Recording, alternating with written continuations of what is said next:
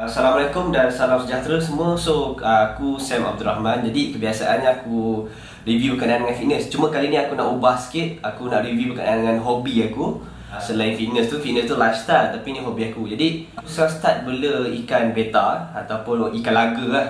Orang Malaysia cakap ikan laga. Aku minat untuk breedkan ikan tu untuk ternak, untuk hasilkan lebih banyak produk, lebih banyak anak, atau dipanggil fry. Pengalaman aku antara makanan fry atau baby beta ni yang lahir dalam 3 ke 4 hari ni, antara yang terbaik yang aku rasa lah setakat ni yang mudah untuk bagi makan adalah egg fairy. Nanti sekejap lagi aku akan review apa kelebihan dia. So ini produk yang aku maksudkan. Produk yang terbaik yang tanpa menggunakan pump, tanpa menggunakan garam, hanya tabur di atas air dan terus jadi. So ini dibagi kandungan protein dia lebih kurang 65%. Bagi aku protein ni agak rendah, cuma kelebihannya senang untuk diternak, berbanding kita nak beli BBS yang perlukan pump dan bila perlukan pump, perlukan peralatan lain lah. Jadi agak leceh, perlu gunakan elektrik. Yang ni tanpa gunakan elektrik lah.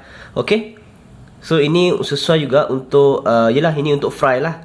Untuk yang baby beta yang baru lahir, sesuai untuk ni bagi makan. Sebab pengalaman aku dulu masa first time aku buat breeding dan dapat anak, telur tu dah hatch, tapi aku bagi makanan yang mati. Aku bagi juga BBS, tapi BBS yang ready made, tapi ikan tak makan, akhirnya mati. Jadi akhirnya aku fikir memang ikan tertarik dengan benda hidup lah. So ini antara produk yang baik. So aku akan tunjukkan macam mana resultnya. So ini adalah hasil daripada tetasan 24 jam aku letak dalam air dan dia hidup.